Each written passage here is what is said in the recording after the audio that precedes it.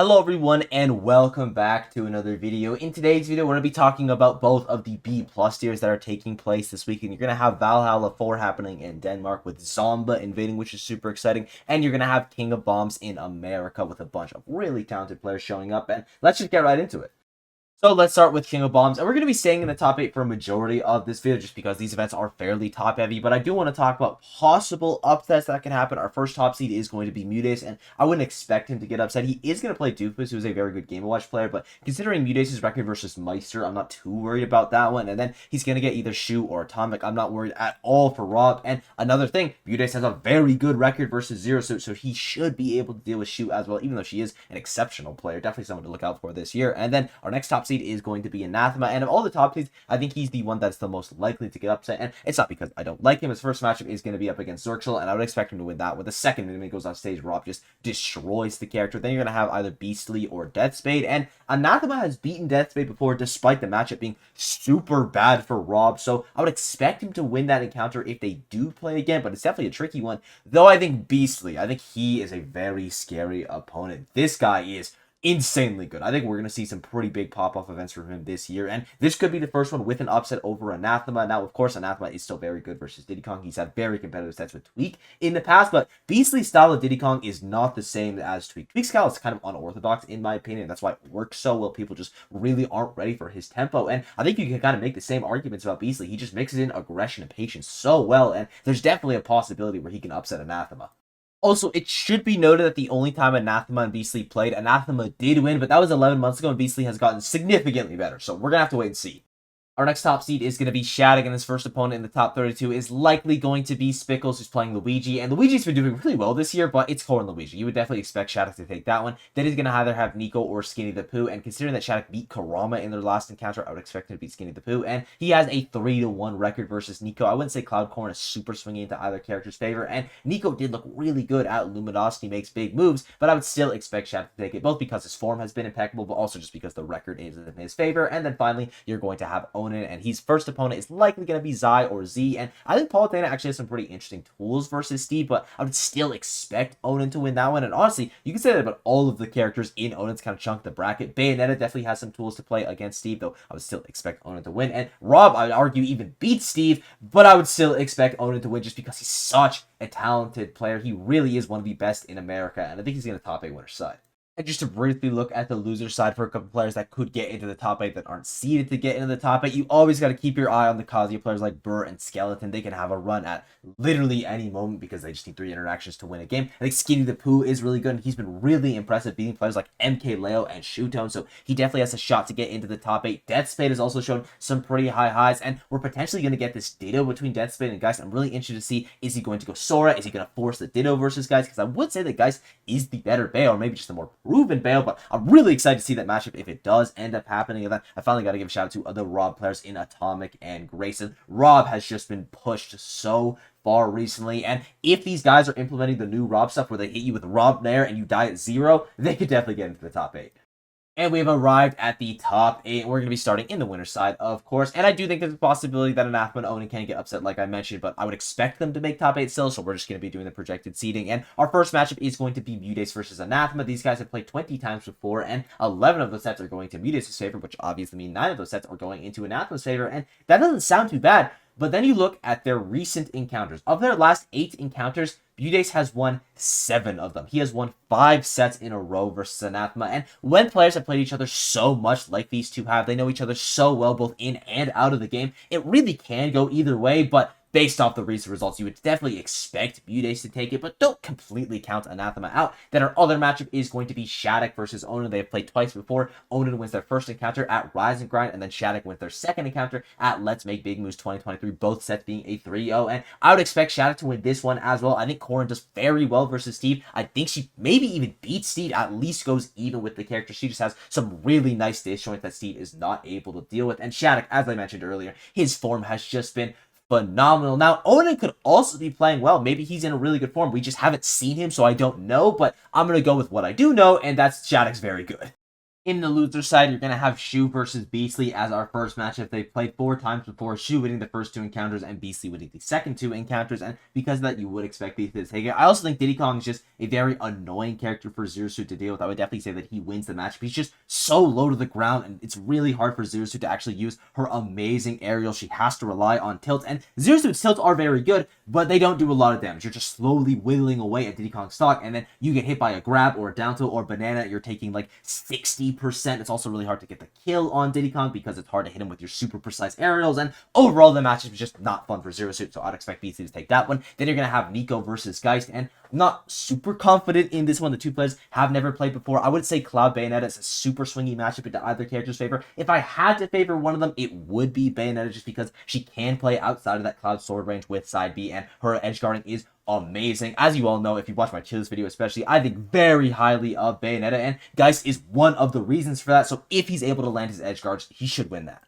In the losers quarters, our first match is going to be Onin versus Beastly, and these two players have never played before, but Onin has a 17-2 record versus Zenodo to the point where Zenodo is trying characters like Corrin and Peach, so suffice to say, I think Onin is pretty good at the Diddy Kong matchup, and I would expect him to win that one. Then you're going to have Anathema versus Geist. Now, Anathema has beaten Geist in their only 2 encounters. The last set's going to be at Rise and Grind. He's also going to be up on Death Spade. The only Bayonetta in the entire world who has a winning record on Anathema is Lima, and he's up 2-0 on Anathema. Both those sets went to Game 5. That's not going to stop me from betting on Geist, though. I have very high hopes for this player, and I have way higher hopes for Bayonetta. I think she's absolutely broken, and she destroys Rob. Anathema is the best Rob in the world this matchup, and it's not even close, so it's definitely going to be difficult for Geist, but I believe in him. I think he's going to put in the work. I think he's going to say, I'm never losing to Rob again, and he's going to take this one. So we got our top 4, Mude Shattuck in the winner's side and Onin Geist in the loser's side. For Mude Shattuck, they have played 17 sets before, 11 of them going into Mude's favor and 6 of them in Shattuck's favor. But of their last 10 sets, you're going to have Shattuck winning 4 and Mude's winning 6. So still slightly Mude's favor, but it's slowly starting to shift towards Shattuck. And because of that, I think that he's going to take this one. As I've established like 30 times in this video, I have a lot of faith in Shattuck. He is very good. He's impressed me a lot recently, and he's only going to continue getting better. And I think this is going to be one of the first steps that he takes getting into the grand finals winner's side over Mudes. Then you're going to have Onin versus Geist in the loser's side, and we already talked about this matchup a little bit earlier on, but I failed to mention that Onin and Geist have played twice before. Both sets did go into Onin's favor, but they were Game 5 both times, and if Geist is able to get this far into the bracket, he's going to have to be playing exceptionally well. This is going to be one of the best runs that he's ever had, and because of that, I think he's going to have enough momentum to actually be able to beat Onin for the first time. As I already established earlier on, Bayonetta has some good tools to be able to deal with Steve. She's not the best character at breaking the blocks, but she's one of the best characters at just playing around the block. She doesn't really care. She'll just jump over it and pressure you anyway. And also, her advantage state and neutral are just very, very difficult to deal with. So if Geist is able to get into this top 4, he's going to have to be playing exceptionally well. And I think he's going to have what it takes to beat Onin. So in the losers finals, you're going to have Mudes versus Geist, and it's kind of a similar situation to Onin versus Geist. They've played twice before. Mudes wins both sets, but their last encounter ended up going to Game 5. What Mudes has that Onin doesn't have, though, is 26 sets versus Lima, 16 of them going into his favor, and Onin has beaten Lima in their only offline encounter, but I think that experience is going to pay dividends for Mudes in this matchup, and he's going to end up taking that one, and we got our rematch in the grand finals of Mudes versus Shattuck. Now, I don't know the exact order of how this is going to happen, but I think Mudes is going to beat Shattuck at some point in this tournament, whether it's in the winners finals or he manages to reset the grand finals. But I think that Shattuck is going to win the entire event. He's just been on such a hot streak, and it's also very good for the narrative that I'm posting. So Shattuck is going to be our champion of King of Bombs #1.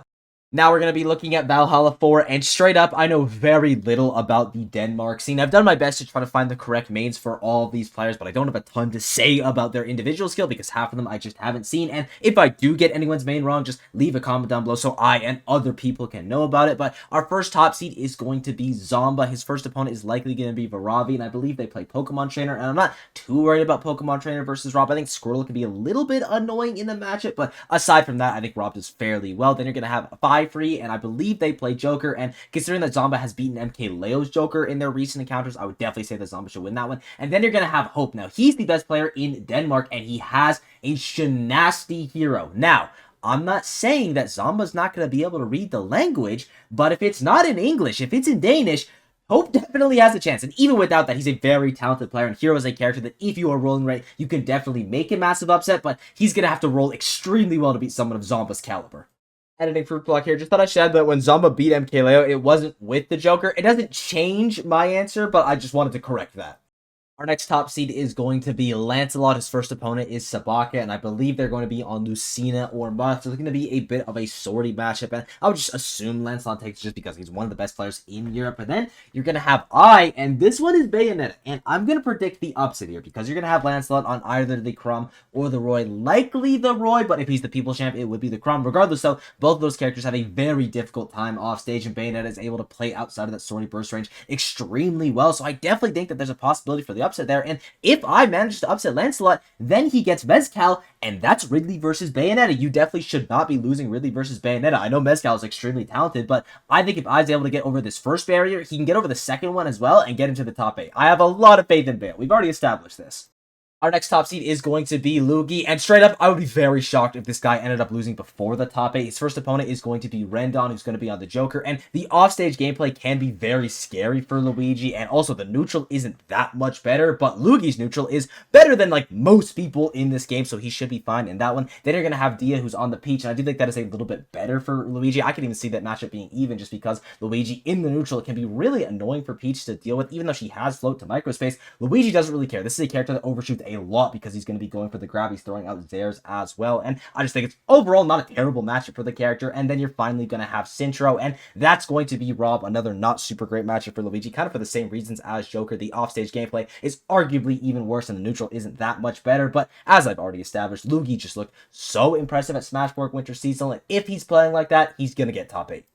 And our final top seed is going to be Tarek. His first opponent is likely going to be Max, who's going to be on the Sheik. And Sheik is kind of a better Greninja in a lot of the aspects of the game, but I think Tarek is a better player. This guy's top 10 in Europe. I think he was somewhere near the top 50 on the Illumi rank, and he has just been exceptional, so he should be able to win that one. Then you're going to get Tarek versus Sun, or Soon. I'm not super sure you pronounce that one, but he's going to be on the Joker, and kind of a similar thing to Sheik, just kind of a better Greninja, but I actually do think that Greninja does not do super well versus Joker, but that's not going to stop me from picking Tarek, because as I already established, very talented player. And then finally, you're going to have the Schmix tape, and this guy has a grab bag of characters. He's going to have the Mii Gunner, he's going to have the Yoshi, and he's going to have the Wolf. If I did guess who he plays, it's probably going to be the Wolf, because that's the character that does the best versus Greninja, and I definitely think there's a possibility of an upset here, because this guy is incredible, and maybe he can switch up the tempo a little bit with all of his characters, but just based off Tarek's recent performances, I gotta go with him.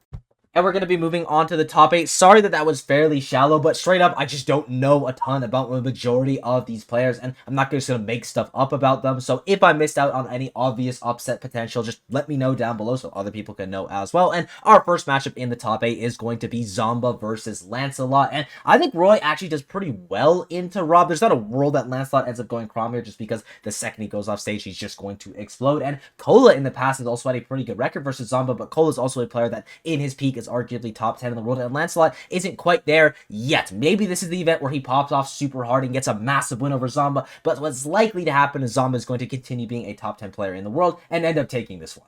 In the loser side, you're going to have Hope versus Mezcal as our first matchup, and I would actually expect Hope to take this one. Ridley is just not a super great character, and I think Hero is actually a very good character. You could just get super lucky, and he is one of the most busted characters in this game, and even if you don't get super lucky, you still have an incredible base kit with moves like Side B. His tilts are really nice. His aerials are slow, but if they hit, you're going to be taking a ton of damage, and one of the best aspects of it really is going to be his edge guarding. I would argue that he's one of the best edge guarders in the entire game because that Nair is so massive, and he has lingering jumps as well.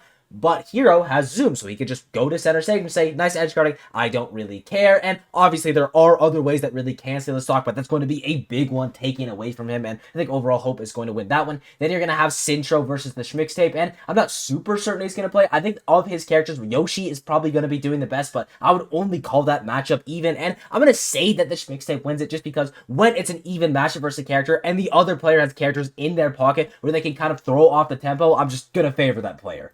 So our first losers quarters match is going to be Tarek versus Hope, and I would expect Tarek to win this one. I think Greninja is pretty well into Hero. The character just doesn't have time to get the maximum utilization out of menu because of how smothering Greninja is, and it's not really worth it, in my opinion, to actually use the menu versus Greninja unless you're in a safe distance, because even if you get a good top deck or a buff, Greninja hitting a dash attack is just going to be so heavy in his favor that it's just super risky to go for a lot of the time, and Greninja is also able to low profile a lot of the stuff that Hero is doing, and overall the matchup is just not not fun for the character, so I would say that Tarek wins that one. Then you're going to have Lancelot versus the Schmixtape, and I would heavily favor Lancelot in this one because they have a 9-1 record in Lancelot's favor, and some of those are online sets, but if you look at the just offline sets, it is even worse in a 7-0 record, so I would expect Lancelot to take it, unless Schmixtape just does something crazy.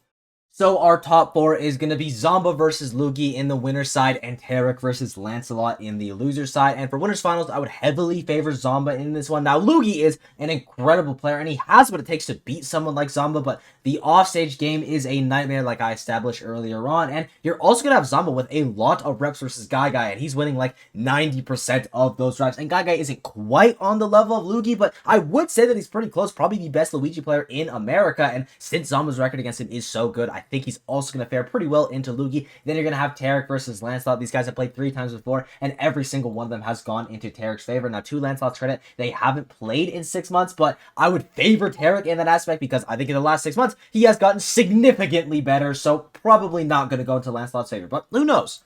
So our losers finals is going to be a repeat of our winner semifinals with Lugi versus Tarek. And as we already established, Tarek has been getting better in the recent encounters. He takes his first set and his last loss was very competitive, but just based off the record, you have to go with Lugi on this one. And in the grand finals, you get that run back of Zomba versus Lugi. And if Lugi is going to beat Zomba, I think he has a better chance in the grand finals because of how good his adaptation is. But Zomba's adaptation is also definitely at the tier 1 level, and I would favor him heavily to win this tournament. And with that, I thank you all for watching. I hope you enjoyed. The sport has been absolutely unreal as of late. I know we weren't super thorough on this one, so if there's anything I missed from this tournament or the first tournament, anything I got wrong, or you just want to say hi, leave a comment down below. Be sure to sub while you're down there, and I'll see you all in the next one. Bye-bye!